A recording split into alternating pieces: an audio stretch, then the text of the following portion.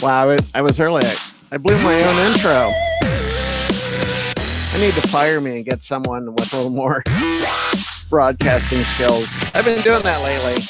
I need to get back in the groove. Welcome. It is Mysterious Forces Live.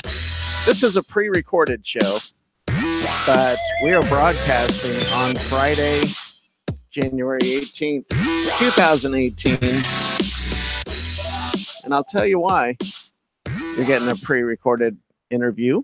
It's because I am, as this is being broadcast, en route to the Hudson Valley to go to COSM, the Chapel of Sacred Mirrors, where I will be joining Alan Steinfeld for his remote viewing workshop.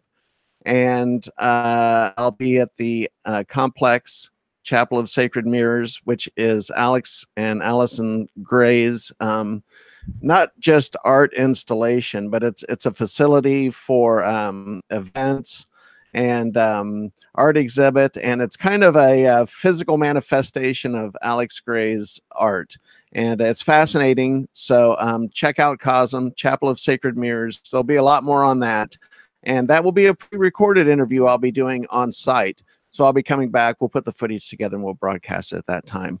I'm not going to give you the usual psycho babble because I have one of my favorite guests on, and I don't want to waste her time. And you all know what's going on with this show anyway. And I just want to welcome to the show, Cheryl Costa. Welcome back. Thank you, Natasha. I want to first just start out talking about your new broadcast, Cosmic Questions, which has a Wiccan perspective.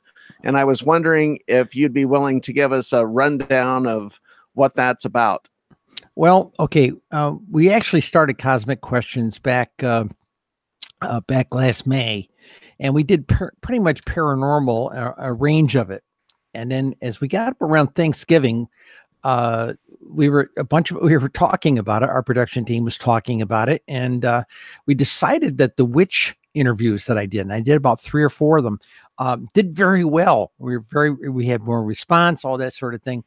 So we decided quite literally on Thanksgiving evening, I sat down with the executive producer over a drink and said, "Hey, do you mind if there's all these paranormal shows on KCOR and all these other places. Almost nobody's doing all witch all the time." And I said, "Can I do that? Do you have a problem with that?" And she said, "No, go ahead. It's, do what you know. So we made a decision to relaunch the show on January 1st and do it pro witch, pro metaphysical, that type of thing. And that's the flavor of it.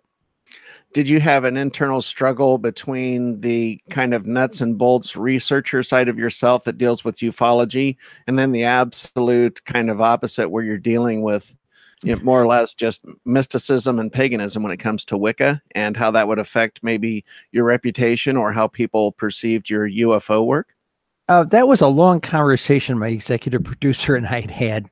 But, I'd already done a few of the UFO interviews. A couple of different people, I think the commander and a couple of people like that, where we did a long form interview, and we ended up talking initially about consciousness. And of course I had to relate the fact that I had been in the metaphysical stuff since read on it since high school in the 60s, became Wiccan in the late 70s, quite literally when I was in the Navy. And of course, I lived in a Buddhist monastery in the 90s and early 2000s. So the deal is I was really plugged into the metaphysical and the mystical. And I said, and especially in the UFO community, I said, guys, this stuff is really, start forgetting the nuts and bolts and start thinking about consciousness. There's a lot of evidence to suggest the key to this thing is consciousness. So I'd already been out there talking about it. And it was just a matter of making my regular show less UFOs and less other topics of paranormal, which I'm not as familiar with as a lot of people would think, and just talk about what I really know. I've been a priestess for 40 years. Let me qualify that. I've been a priestess 30 of the 40 years. I was a priest for 10 years, but the bottom line is that's the deal. Yeah. So is I guess are you gonna shift gears and write some books that are geared towards the Wicca topic, or are you gonna kind of, as an author, stick with what you've been doing? Well, I'm a published mystery writer, and I'm also a published playwright. So and in my plays specifically, I have dealt with the metaphysical, and about a third of my plays have had some aspect to do with the metaphysical around the sides. I had one called "The Ghosts of Christmas Past," and it was set in the '90s. It was a history professor and his wife. And four guys that he was in Vietnam with that are dead were running around there as his ghosts with him. It's kind of like Topper meets Platoon is what it was like. And the ghosts are snarky. They're funny, and I had originally meant for the play to be a camp comedy, and the initial producer and director and the cast of the first time we ever produced it loved the dramatic quality of the dialogue and the flavor of what I wrote, and they decided to do it dramatic versus camp. And of course, the ghosts are still funny and everything, so we did it that way, and it was very well received. So it gives you an example. We've talked about this topic. I did one play called True Magic, and it was about two teenage gothy girls who want a love spell, and they end up going to see this old crone lady for a love spell. And one of her first lines is, "What makes you think you need a love spell? Maybe you need a stiffener." So that play had a particular not Buddhist, but a particular Baptist church up in arms. It's a play about witchcraft. How dare Silver Spring stage do a play about witchcraft? Oh no! But it was funny. As they say, controversy is always a good publicity, a PR agent, as they say.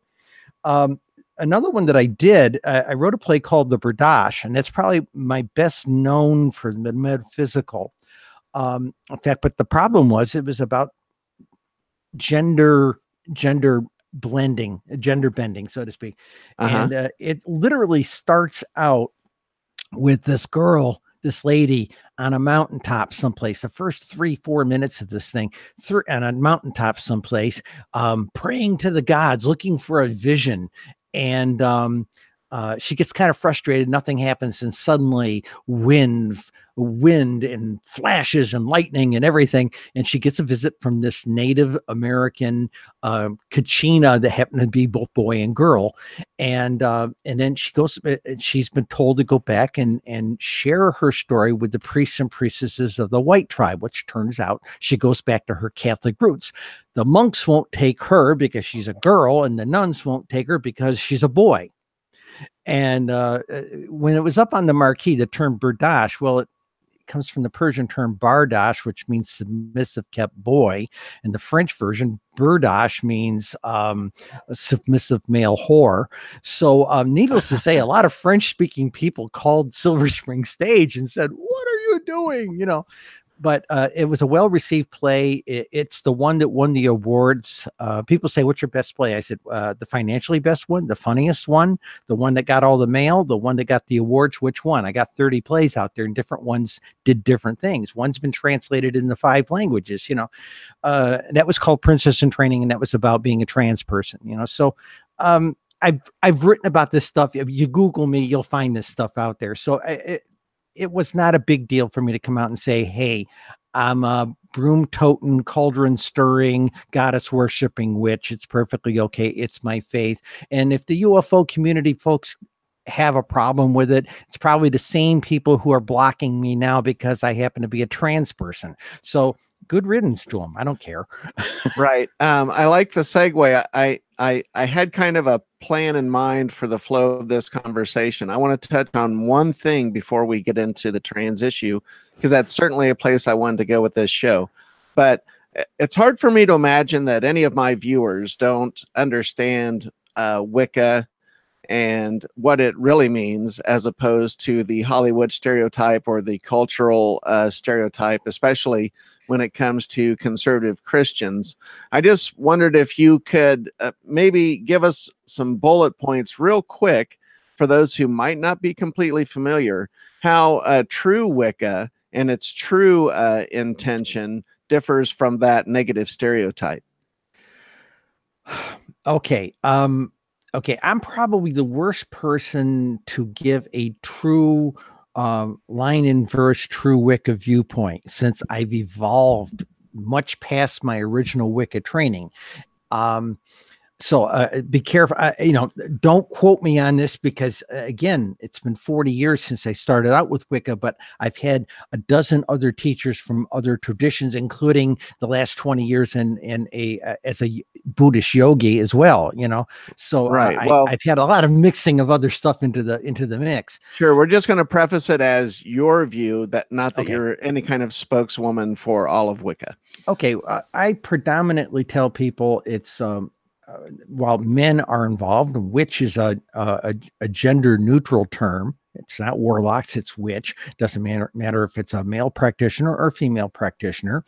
Wicca really caught on in the 60s with the rise of the women's movement, because it was an embrace of the ancient religion and faith of the goddesses. Okay.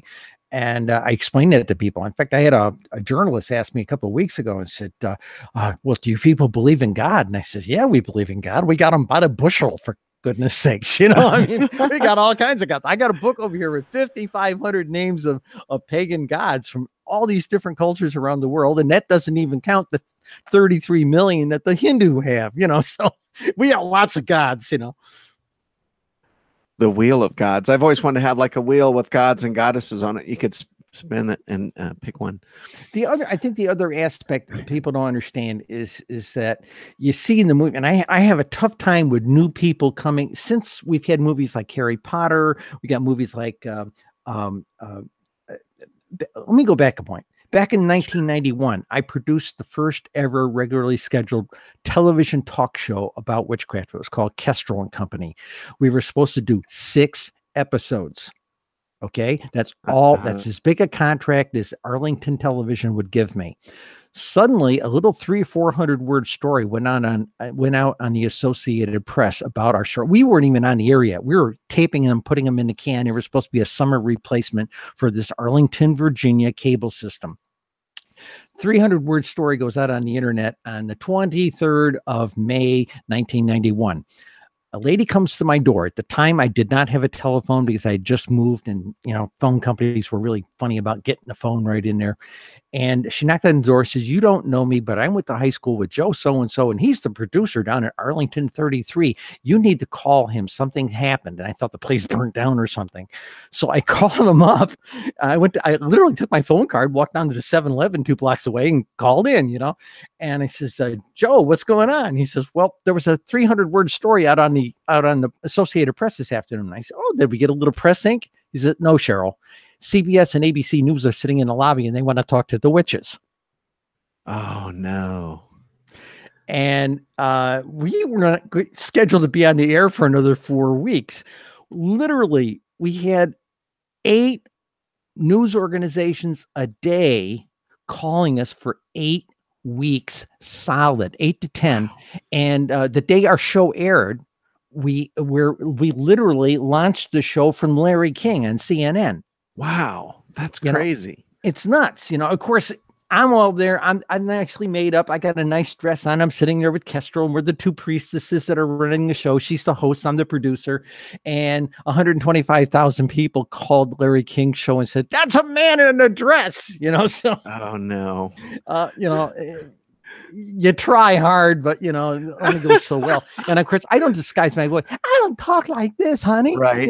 I just don't do that. And I gave up. Me either. I just said, "Hey, this is my voice," Right. Although when I worked at Lockheed Martin, there were times when it was nice to have that voice. I worked in a military products division, and every now and then the women in the department say, "Cheryl, we got an admiral on the phone. They want to talk to a manager." "Yes, Admiral, what can I do for you?" And that's awesome. That's awesome. Of course, the perception in the early 90s was the idea of this thing. But if I had any trouble with being out as a witch, it was when we did the television program. It got me disowned Literally, oh, you got to hear this one. Literally, my mother was at this big, huge, mega Assembly of God church up in upstate New York, someplace. And in those days, some of the pastors sometimes would throw overhead view foils of some headline that they wanted to do their gospel talk about, right? And one particular Sunday morning in early June, he threw a slide up there that said, and oh my God, to show you the decay in America, the witches have a regularly scheduled television program in our blessed national capital. And of course, there's a picture of me on the front page, me and Kestrel on the front page of the Washington Post. So, needless to say, my mother about crawled under her chair, and the family kept me at a distance for almost 10 years. So, wow. And I'm about ready to be put in that box again. There's a couple of things that are in the works. In fact, this show is being taped on Wednesday. Correct. Okay, so it airs on Friday night. Tomorrow, I'm being interviewed for a very high visibility position as a Wiccan priestess. Very nice. I know something about this. I haven't said anything. No. We're not going to say anything until after it comes out. But if I get the appointment, it would be real. It's going to be really cool and very significant. And I'll let you know how this thing shakes out. We're not going to release anything until the institution decides it wants to put out its press release. Right. But it's going to be huge. It's going to be huge. Yeah, it is. I know what it is, and I can assure the viewers that this is huge, and it's really a big deal. And I'm so glad to be in the loop when you find out what happens. So I want to kind of address the elephant in the room, maybe not so much for me and you, because I think you and I are completely comfortable with who we are. And like yourself, like you mentioned in passing earlier, I'm a transgender woman that just happens to have a podcast. And that's about the end of it. My gender identity or my sexual orientation, all of that stuff, those are just side facts about me as a human being. And the real focus of this is the show, the topics, my guests, and just kind of having some journalistic integrity about the show, and also having some fun for entertainment purposes, because I get kind of silly. I'm not serious all the time. I get kind of silly sometimes. So I think that throws people off. But you and I have discussed privately in social media about some hassles that you've had due to the fact that you're transgender, and perhaps that there was some people or some elements of the UFO community that were dismissive of you or the quality of your work due to the fact that you're trans. And I want to talk a little bit about that, because I also have had communication with Alan Steinfeld, and I know that he's interested in this topic as well. And I think that I'm going to be talking to him in New York when I go there later in the week. I guess I want to know, I was at the 2018 UFO Congress, where you won the award for Researcher of the Year. And I knew your name before you won that award, but I had not seen your picture, and I didn't know who you were. So I had seen you in the hallway, didn't know who you were, knew your name, and then I saw you win the award, and those two things came together for me. And even when Alejandro, and I'm not slagging on Alejandro Rojas at all, I like him a lot, and I like the UFO Congress. Even he kind of gave a nod to the fact of that they were used to controversy in terms of giving that award, and that there might have been a controversial choice for them to give it to you, but here it was.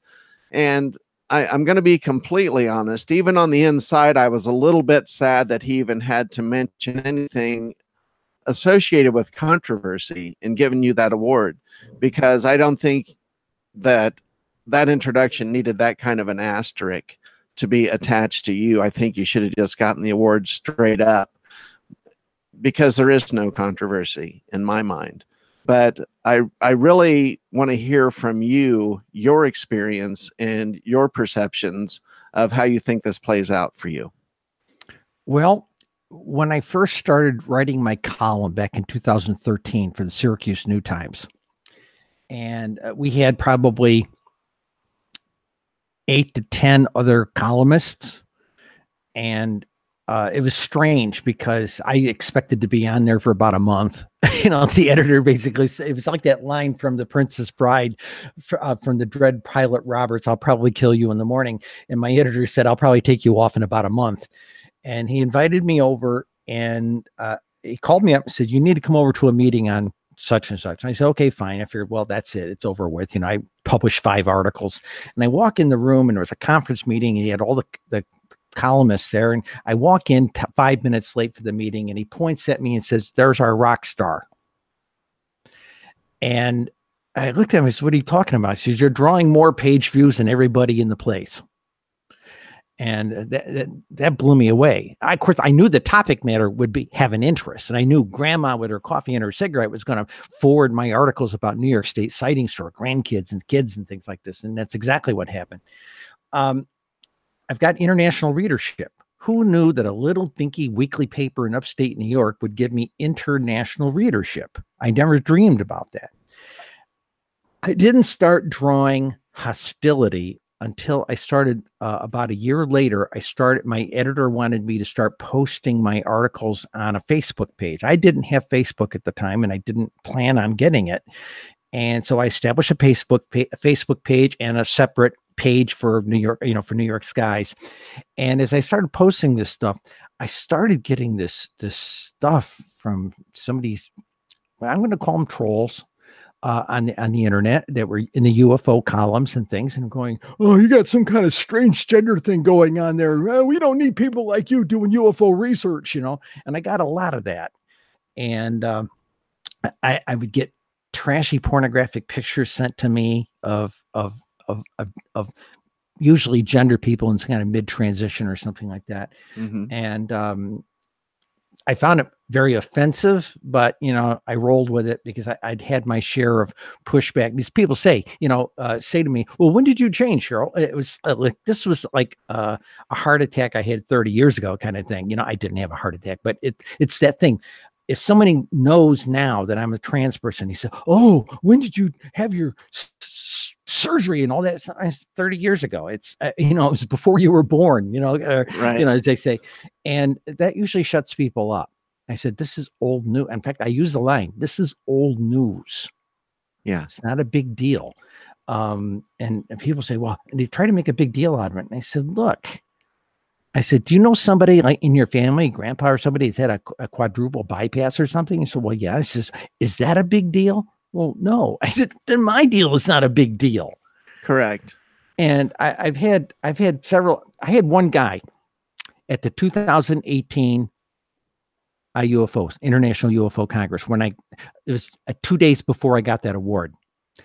And we had copies of our book on the table in the vendor's room.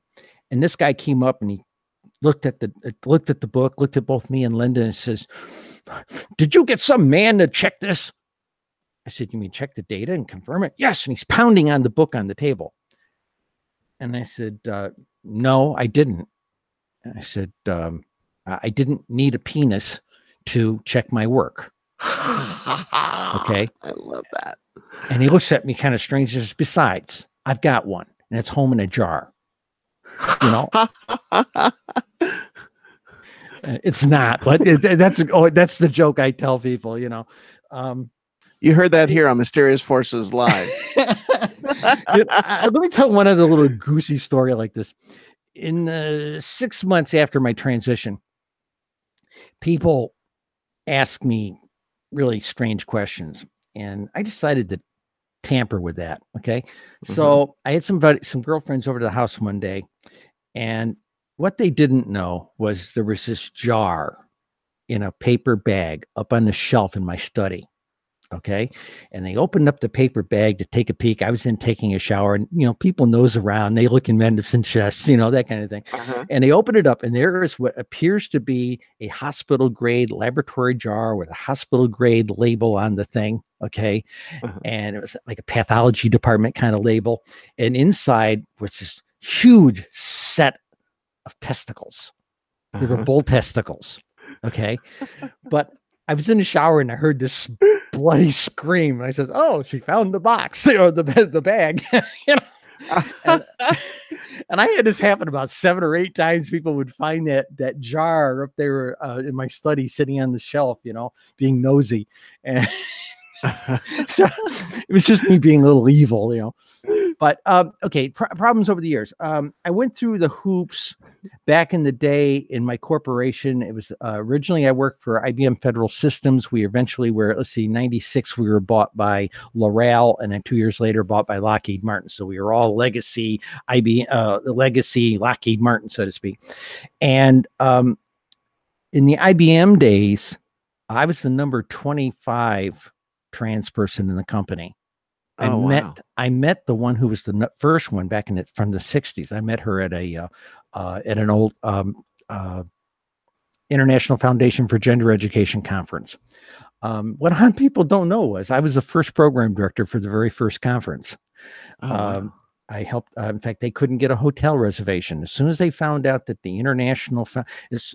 I had all these people tell me, "Oh, don't worry, Cheryl. We've got a whole list of hotels." We're talking 1986 time frame. Whole list of hotels that have been provided to us by the Convention Service of Chicago, and we're not going to have any trouble getting a hotel.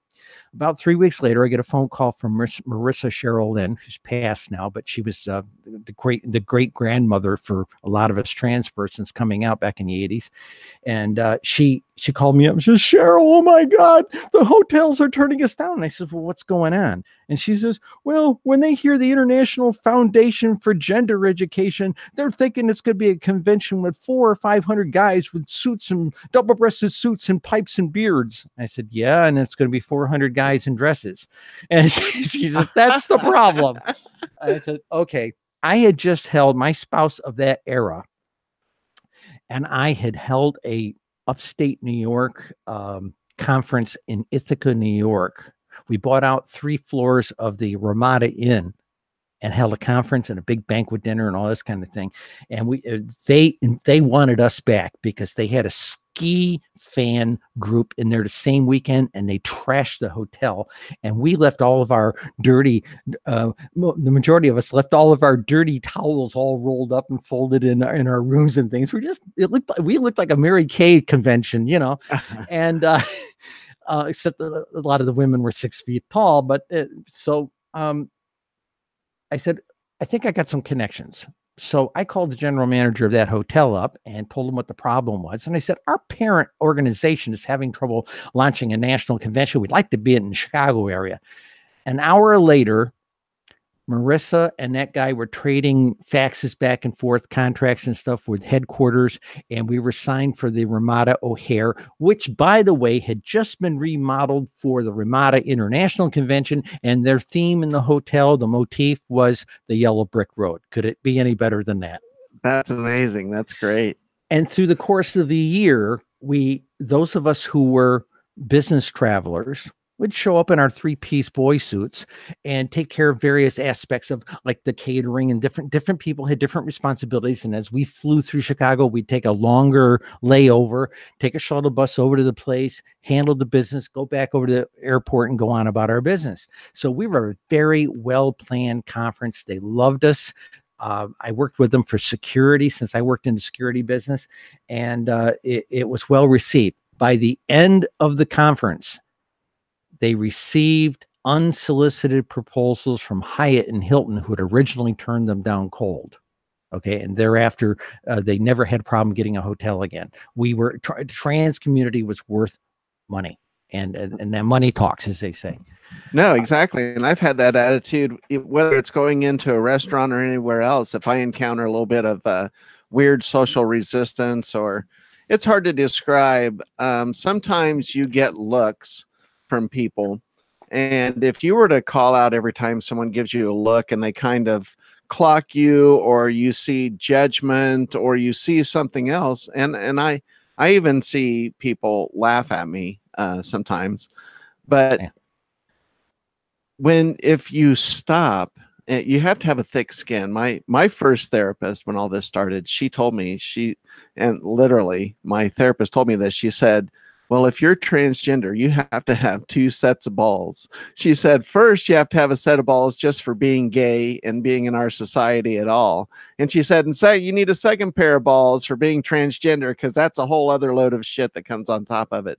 I mean, that was literally her words. That's my therapist preparing me for this. And, you know, just the euphemism of balls, the whole thing is like, wow, you know, but she really kind of hit me hard with it. And she was like, look, this is what you're about to step into. And if you're a person, if you freaked, when I say you, I'm talking about myself. I guess I'm projecting on larger onto the community.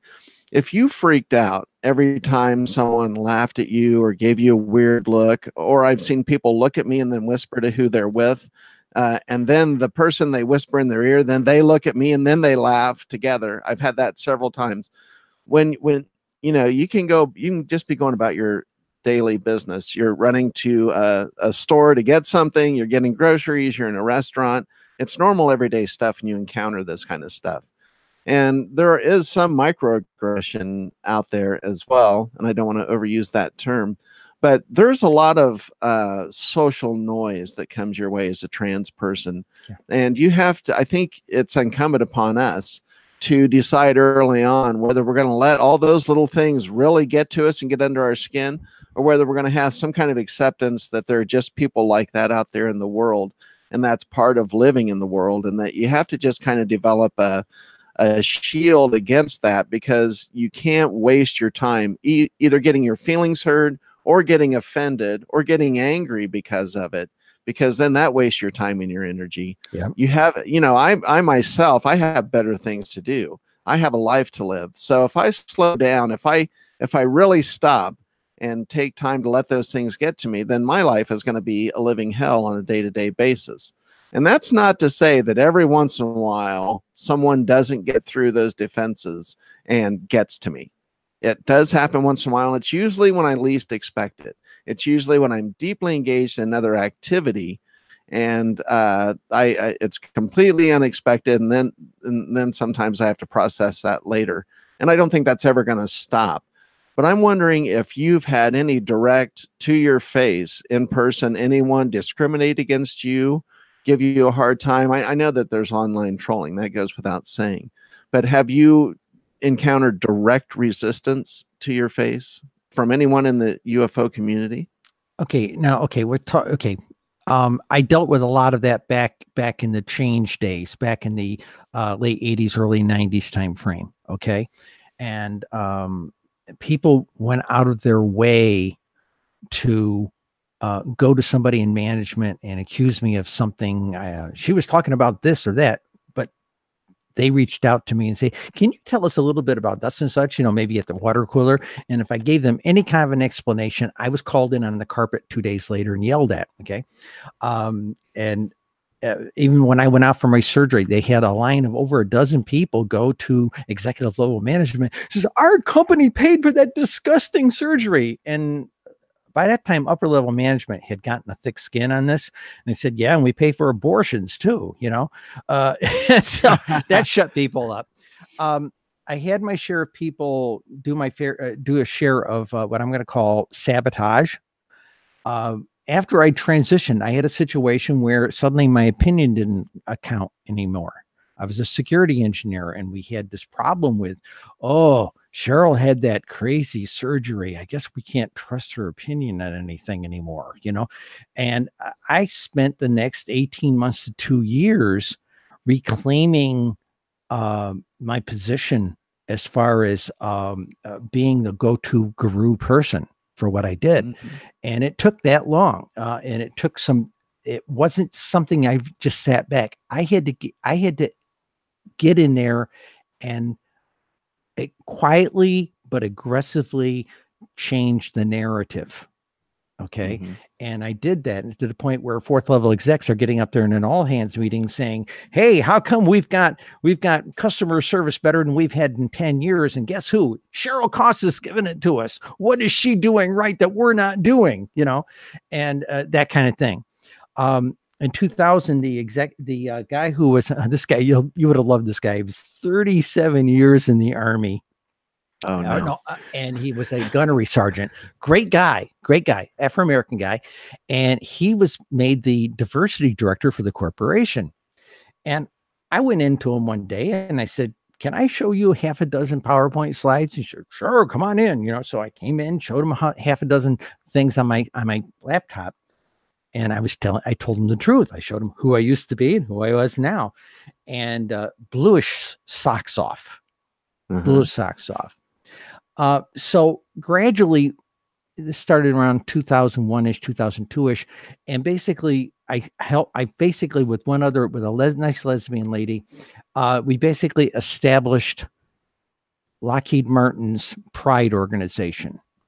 To show you where it went, in 2013, 2 years after I was retired, okay, they took a lot of people who had been there 30, 40 years, and they forced us into retirement.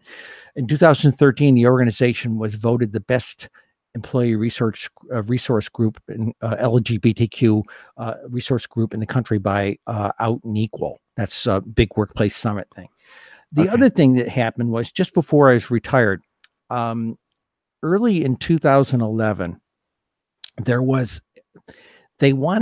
didn't want the frumpy trans person being the spokesperson for Pride.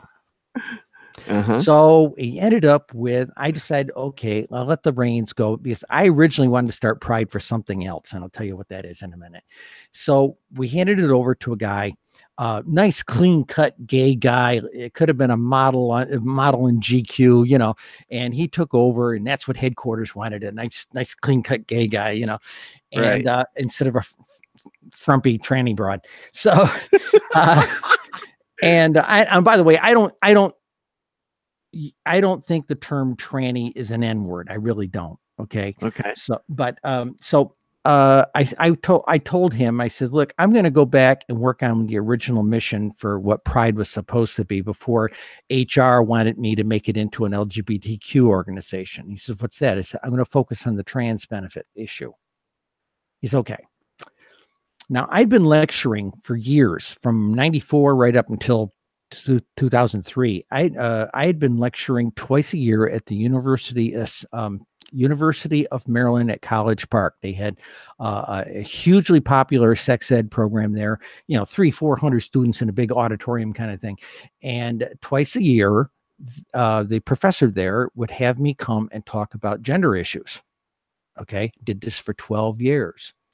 And what came out of that was a lot of people remembered my name, or now and then I'd get a phone call from the professor saying, hey, somebody graduated from my class 2 years ago, now works in an HR department and they need some help. So I get the number and call them and talk that HR department how to handle their person who was transitioning.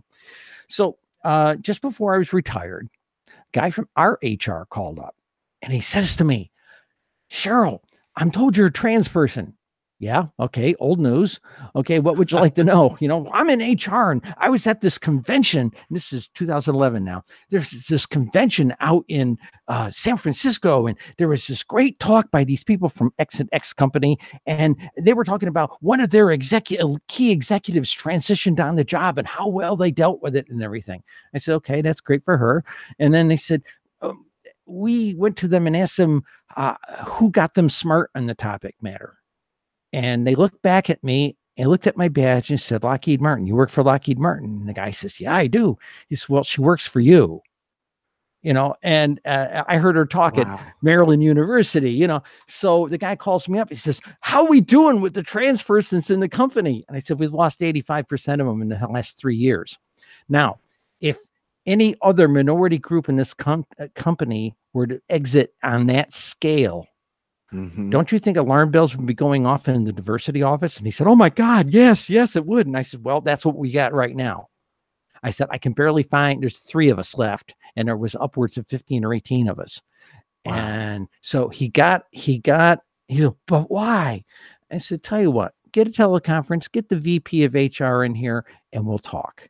So I got myself and 2 other ladies, got on the phone with them on a teleconference, and we shot from the hip. We talked about it in advance, and we shot from the hip. We had a gal transition down in Marietta, Georgia, and they literally had come up to her and said, we do not want you to transition any further. It's offending everybody who's a Bible person.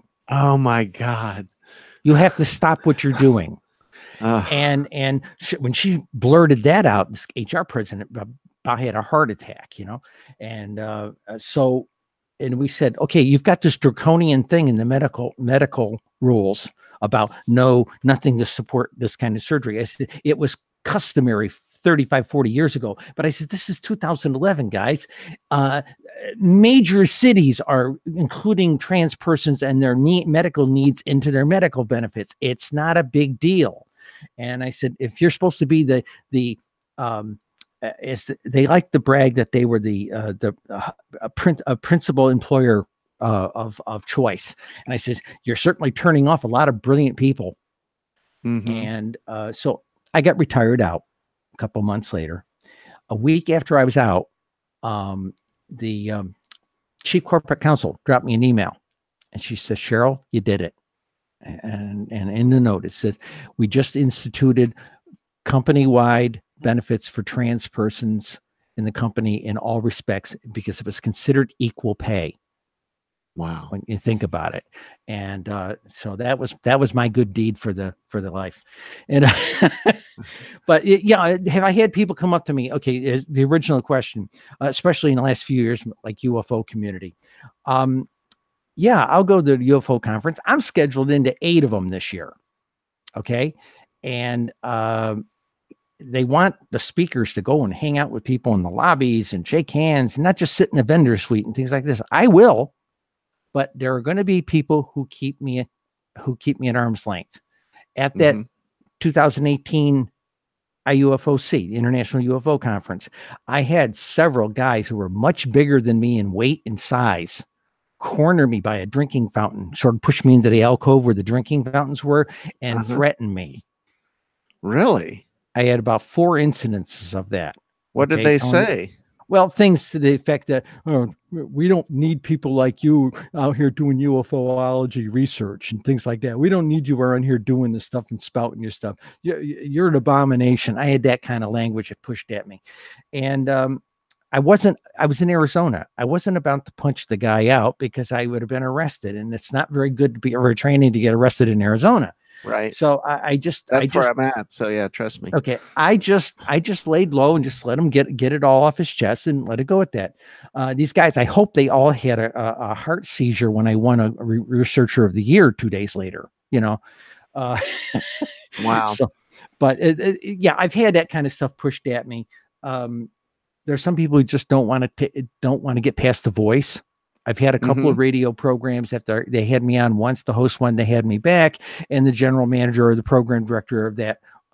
These are over-the-air terrestrial radio stations, not the online ones, and say, "Oh, well, her pipes are too low. We don't want her on the air again." And that happened in Texas and Mississippi, so I don't expect it to be a big deal. But Yikes. I've heard that. Yeah. But yeah, just a little pushback. Linda, my spouse, and she is not my original spouse. She met me after 20 years transitioned. Okay. We met someplace at a party. I was still a Buddhist nun at the time, and I had to keep her at arm's length because I was a celibate Buddhist nun. And there was this chemistry suddenly, and it was like, oh my gosh, why is this happening? So I'm doing a tarot card reading for her, and she's all over my cards, and I'm going, oh my goodness, this is not good. And bottom line, we've been an item since 2005. We had a sacred union in 2005. In 2011, when the New York State passed its law on 24th of June, 2011, we each got down on one knee and proposed to the other. It was interesting. We didn't do the big thing, but we did do a wedding. Amazingly enough, we did it in our store. We used to own a designer fabric store, and we had 40 people over. We found a way to move all the displays out of the way to make space in the front of the store. And we had like 40 lawn chairs, and the people who came, not our families, but the people who came were our lead patrons of the store, lawyers, our doctors, our bankers, and key people from where I worked at, still working at Lockheed, and it was weird. It was weird that the only people who weren't there and were invited were my family and her family. So Wow, that's beautiful. I love that story. I Now, don't want to. cute thing. Let me tell you a cute thing. The Okay. Sacred Union, 2005-ish. We made it Elizabethan optional. Mm-hmm. Okay, you got to understand, we run in the LARP culture, we ran in the SCA culture, Society for Creative Anachronisms, and Right. we ran in the witch community. Okay, so we're up there in Elizabethan era dresses, with ancient. Okay, I got to say this: ancient Stuart tartan, which is her family's tartan, and we we're up there with that, and we had an interfaith minister doing the ceremony, and we wrote, they have a little bit of Christian in it, a little bit of pagan in it, and a little bit of Buddhist in it. Okay, because Linda's a Zen Buddhist herself. And we had 60 some odd people there. The only person that was in conventional suit was the photographer. Everybody else looked like they came from King Henry's court. And it's pretty rowdy. But that was the big hair, dresses, catered event type of thing. When we got married here in New York State, the legal marriage, we were just going to let the judge, after we got our license, we were 6th couple in Syracuse, New York to get a license. And the press was there. NPR was in the hallway. They talked to us. It was strange. But what happened was we were just going to let the judge bless it. Just we've been through the big marriage thing, Right. and all of our friends, associates from work, wait a minute, this is historic. You're among the first people to get married with this new law. You got to do something. And we said, wait a minute, people try to get halls a year or 2 years out to do a wedding. So that's why my employees at the fabric store and I, one night after work, off the clock, we took some hand trucks and moved a few things around and said, by God, we could sit 40 or 50 people here. So we did. Yeah. And we put oilcloth on the cutting tables of the thing, and we had crock pots out there with the little meatballs and all that kind of stuff. And we had a bar. We even had a dancing area back in the area where our classroom was, and we had a Zen monk come over from the Zen center and do the ceremonies. And my friends all took a look at it afterwards and said, "Wow, I'd never been to a Vulcan wedding before," because I was in my formal robes. Linda was in her formal robes, and we had a Zen monk up there doing this whole thing. So it was crazy. That's awesome. That's an amazing story. I like that. So, I think, I don't know. I was going to get off on some other topic. Not so much. I guess I wanted to address, in my mind, I was like, well, let's talk about this controversy. But what I'm figuring out right here on the spot, and I guess everyone's watching the wheels turn, I don't want to try to stick to some preconceived notion of what I wanted to talk about with this conversation. It's so good, and you're so adept at expressing yourself, and your stories are so good. I'm not going to try to channel this conversation that way. I'm just going to let it go in the way that it's naturally going, because I don't want to focus on negative stuff. Can I give you a perspective on the negative stuff? Sure. Yeah. Okay. Yes. Okay. Because the only reason I bring it up is because Alan Steinfeld had kind of brought it up to me, so he got it in my head, and then I knew I was talking to you, and so it really is literally. I'm not saying it for the sake of controversy. It is bouncing around in my head because I'm not going to get into it, but I experienced a little bit of a brush off here in Arizona as well with a UFO research group. I wanted to be an investigator, and they totally gave me every signal socially that they did not want me around. And it made me wonder if that was some of the people that cornered you here at the International UFO Congress. I don't know. I know Alejandro, when I told him about it about a couple months after the convention, he was appalled. He said, "Why didn't you come to me?" And I said, there was 2,000 people there. I wasn't going to be able to point at somebody because everybody looks the same to me. It's really funny. I'd be terrible at picking out a criminal in a lineup. They're all guilty as far as I'm concerned. I can't. I don't remember people's faces well. Mm-hmm. Okay, it's been an issue with me for years. But the bottom line, I think, you know, you hear horrible stories, but you know, these days things have gotten, we're light years ahead of where we were 20, 30 years ago, 40 years ago. Absolutely. I had a parent talk to me and said, well, you transitioned back in the golden era. And I said, golden era? How about the bad old days? Come on, you know, give me a break here, you know. And I had there's a counseling group here in town. It's run by a health company.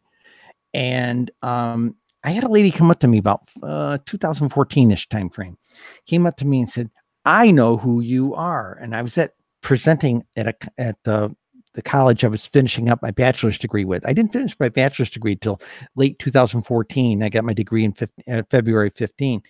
And we were doing a presentation around the November timeframe in 2014. And I had done a documentary about witchcraft. Okay. It was about a movie I made called When Witchcraft Came Out of the Bloom Closet. And this lady came up to me and says, I know who you are. And I said, okay, am I on post office wall or something? You know? And she says, no. She says, you're a famous trans activist. I said, yeah, okay, fine. Yeah, Duke, for the record, Duke University did that too. They want to take my papers.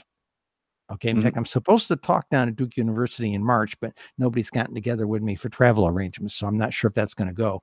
Oh, wow. And I've got another university competing for my papers. State University of New York is competing for my papers. And as I'm a New York State resident, you know, maybe, but we'll see. The deal is this. She says to me, she says, well, I'm over at such and such center and we counsel trans youth. I said, okay. And I said, we'd love to have you come over and be one of our group leader counselors one or two nights a week. I said, why do you want me? I'm a dinosaur, for God's sakes, you know. She said, I'm a grandparent. And they said, that's what they need to see. She said, we have kids from 9 to 19 transitioning, and they need to be able to see somebody like you who has survived it, lived it, blossomed, and gotten on with their life. They need to know it does get better. And so I was with them for about 6, 7, 8 months, you know. And then basically I got pushed out by people with sociology degrees, you know. So it was funny how that worked out, but that's fine. I did my good deed for the day with that, and that's as far as it goes. Do I get hostility? Every now and then I'll bump into somebody who wants to give me a hard time. But, you know, for the most part, I'm 66 years old, going to be 67 in a couple of months. When you get to a certain breaking point over 55, suddenly you're an old lady and you're invisible. So Linda and I literally have people flat out walk into us because they didn't see us. We had a lot of that down in Universal Studios this past December. We were down there for a week, and we would have people who were under 25 literally be walking along, talking to their friends, and literally walk into us like they never saw us. Wow. And, yeah, there's it's crazy. It could be a little bit of ageism in our society. You know, there is that, because in terms there's of a lot of, marketing, let me tell you, there's a lot of ageism. Pushed. Yeah, there's a lot of ageism. I sat down with a lady I went to school with from first grade. She's a Catholic nun. We had lunch together over the Christmas holidays, and she's got she's got an MBA. She used to be a top administrator in the Catholic order she was part of. Okay. And she moved back to Milwaukee, and she's 66, 67 years old, right? So same as me. Couldn't find a job because they wouldn't hire her. She's got an MBA. She's got a list of credentials that go all the way to the Vatican, for freaking sakes. Okay. And they wouldn't hire her. Best she could get was a part-time secretarial position. There's ageism in this country. I had a tough time finding work after they retired me because I wasn't quite ready to do full retirement yet. But you know what's funny? I am now in full retirement, have been for about a year and a half, 2 years. And people say, well, what do you do? Well, I write this weekly column for an international news column that I do about UFOs. I write for a 55 plus magazine. Okay. I host a weekly radio program. And there's this other really cool thing that may take up 25, 30 hours a week of my time if I get the job tomorrow. So it's strange how all this stuff has blossomed, and the transness actually is turning out to be an asset. Who knew? Absolutely. No. And as one trans woman to another, I want to thank you for being such a positive role model. And I know that you don't do it on purpose, and I know what it feels like. I've had people come up and tell me that I'm brave, and like one You time I was are, eating. you are very much so. I don't even see myself that way. I'm just I have a right to exist, and I'm not going to let anyone else imply that I don't. So here I am. I mean, Transitioning, that's kind of blunt, but that's where I'm at with this. like you said from your original counselor, transitioning is not for the faint of heart. It Correct. really isn't. You really, I hear some of these people talk about, oh, all these transgender youth, they're just following a fad. And every one of them I've talked to had the same monkeys on their back that I had at that age. It's just that my mother said to me, well, why didn't you tell us when you were 16? Mm-hmm. I knew she was borderline. She was borderline on something. And had I told her at that time, she probably would have committed suicide. Right. Okay. Right. And I recognized that at that time and just said, I'm just going to go ahead and get out of this household as soon as I can. I graduated from high school. I joined the Air Force a couple of weeks later, and I got myself shipped as far away as I could. Okay. And so that's the bottom line. You know, people, there are always going to be a jerk out there.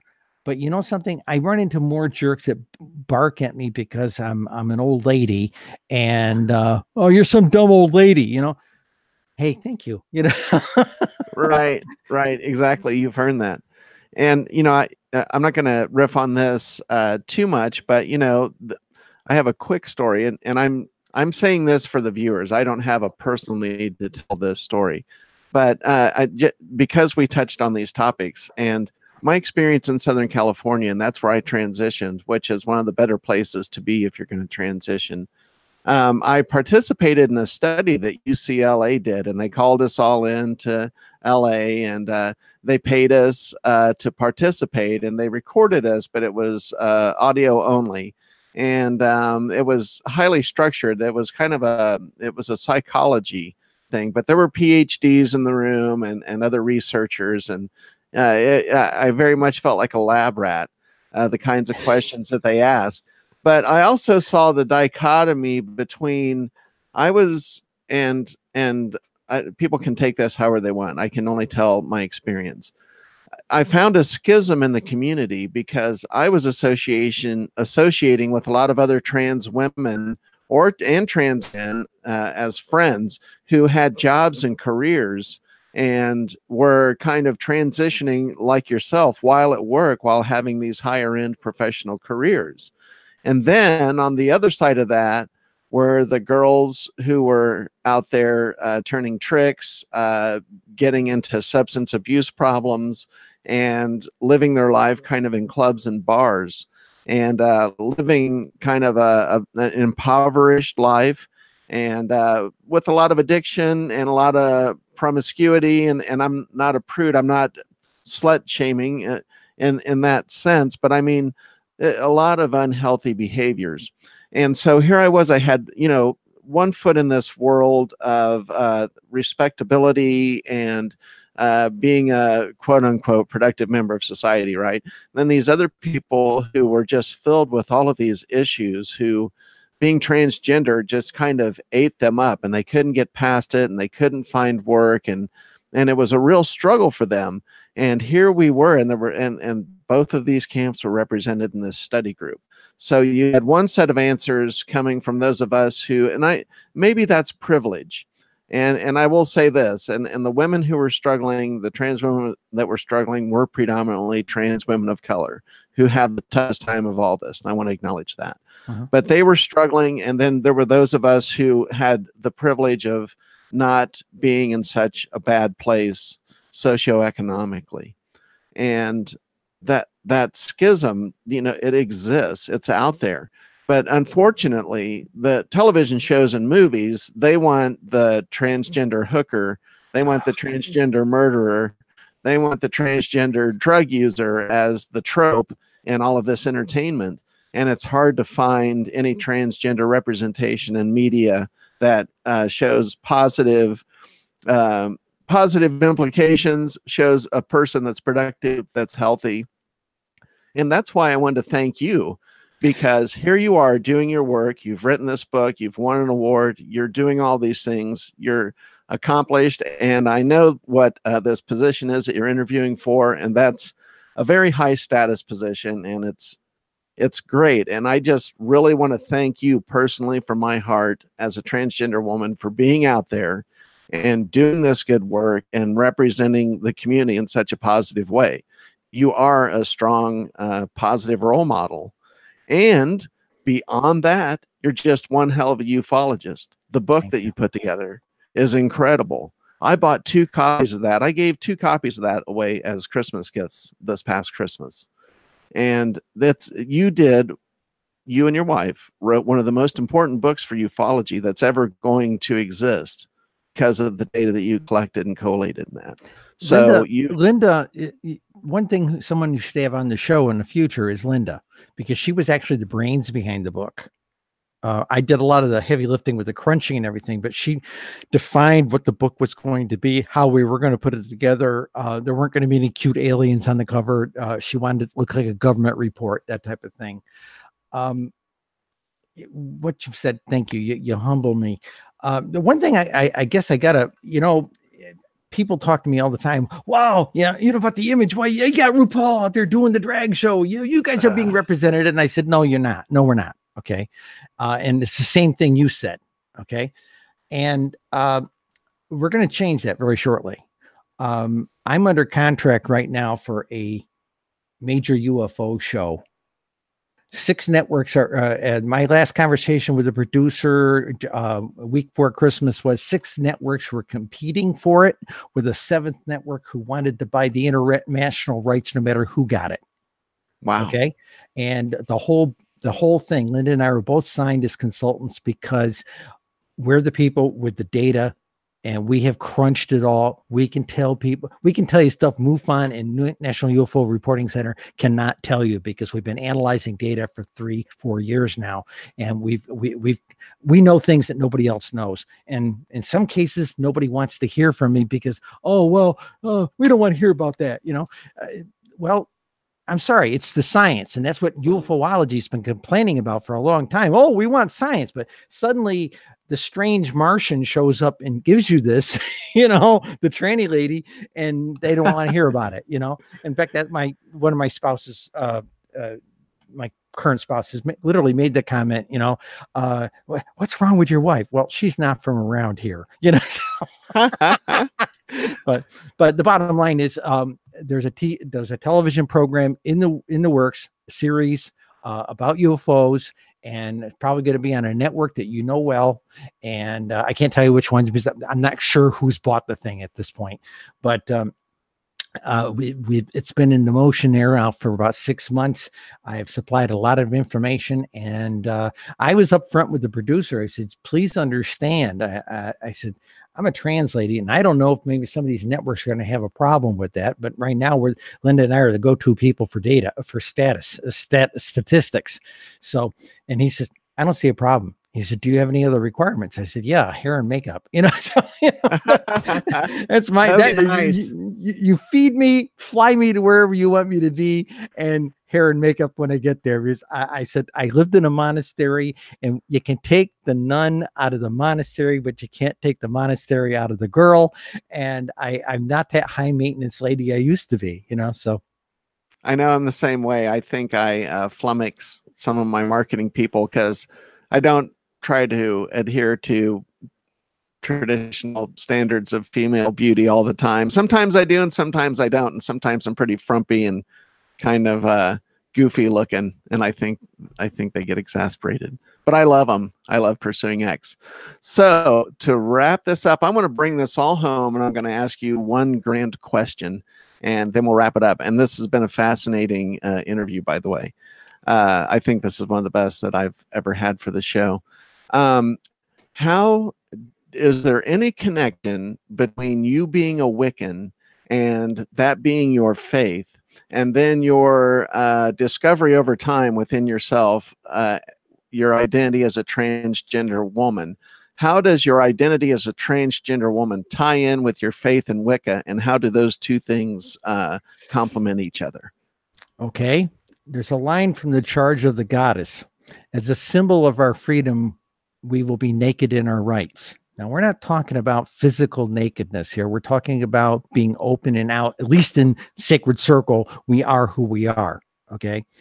And during the course of that, I've been struggling with this trans thing from a young age. And here I was in my mid 20s and going into my early 30s. And I was struggling with the fact that every time I went into circle as a male priest, I was not being honest in the face of the goddess. And that became an issue for me, to be honest with myself and go with, as they say, go with the flow. And it also came down to a fact that all life is precious, and I was not going to kill myself like a lot of my trans friends that I buried. Okay. And because that would violate my vows of sacredness unto all living things. And so that's how I kind of had to run with it. And I had to embrace that female energy within. And it's not that I completely went over the side. I mean, listen to my voice. You know, I still acknowledge him to some degree. I acknowledge myself as a whole being. And people sometimes say to me, you're confused. You don't know what you are. And I say, I know exactly what I am. You don't know what I am. You know, I am the spirit. I am the spirit behind these eyes. I am immortal. I have no gender. I have no name, and I will be reborn again and again and again. So that's the flavor. No, absolutely. That's beautiful. Thank you so much for saying that. And I just want to say, you know, my therapist used the term integration, and I had the same phenomena. I was living one life that was false, and it was just a complete lie. And then I had this other part of myself that I was just terrified to even acknowledge to myself, much less manifest. But once that happened and I became integrated and became one person, I became so strong within myself, like no one can deter me or make me feel bad about myself. They can't hurt me with their opinions or their words. I became invulnerable to that. And that integration as one whole complete person, that's what gave me my strength. And that's where I derived my strength from. I've had so many people tell me that I'm really a strong person. And once you know who you are, and once you accept and love yourself, then anything is possible. Then you can achieve anything that you set your goals to. And I think you are living proof of that, Cheryl. And I always want to welcome you to this show. You can always come on here and talk about anything. I want you to come on here and talk about the things that maybe other people don't want to hear you talk about, because they have a preconceived notion of the types of programs they have. But I want you to be able to feel comfortable coming on here and having this kind of conversation anytime. I always want to hear what you have to say. And I consider you a friend of the show. So thank you for doing this. Thank you. I got one last thought for you. I'm literally in a position right now, because of this position I'm being interviewed for. I literally had to go out. Thank goodness I had some deer antlers. And I took one of my bicycle helmets, and I'm in the process of mounting the deer antlers on there, because I realized that I'm going to have to be a unity priest, unity priestess. Okay. And if I get this position, and so that's something I've had to confront recently of, can I go out there and be the unity being in the context of being clergy? So we'll see what happens here. No, thank you so much. And with that, I'm going to let that close out the show. I just want to thank everyone, my subscribers. If you haven't subscribed to the channel, please do so. Show me some love. Like this, share it, talk about it, leave comments below. Don't troll us. I'll just ignore you anyway. But if you give us some love, we'll acknowledge the love. So I'm just not playing the troll game. Thank you so much for tuning in. Thank you for watching this episode. Right as you're watching this on Friday night, I should be making my way to the Hudson Valley, and I'll be talking to Alan Steinfeld. I'll also be interviewing Mark Gemini Thwaite of Peter Murphy's band, January 25th. Keep an eye out for other shows. I may do a surprise live streaming from the Hudson Valley. You never know. Keep an eye on the channel. Thank you so much. I love you all. You're the greatest audience in the world, and take care. Bye.